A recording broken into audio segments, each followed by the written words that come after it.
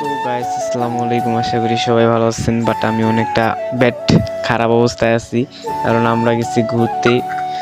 So রবনগরকে দিয়ে গেছিলাম। আজকে রবনগরের গেটটা যে বন্ধ এটা আর আমরা জানি না। আমরা 4-5 জন মিলে গেছি। এই দেখেন না, আরেকটা ম্যান অনেক কষ্টে আসতেছে আর কইতাছে যে সো বাইরে কি লঙ্গ লাগে।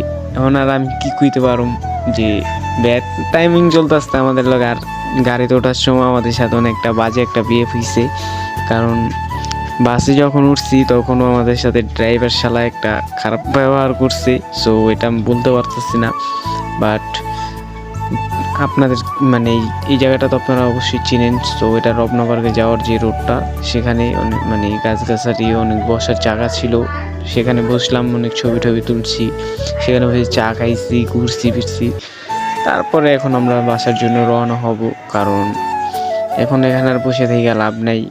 যে যে কারণে বসে থাকবো এই কারণটার কিছুই নেই, কারণ আমরা আসলাম রবনগরকে ঘুরতে, আইসা দেখি রবনগর আজকে বন্ধ। আজকে মনটাই অনেক খারাপ হয়ে গেছে। এই যে দেখেন না, মন খারাপের জ্বালায় মাথা নষ্ট করে কি করতেছে নিজেও জানে না।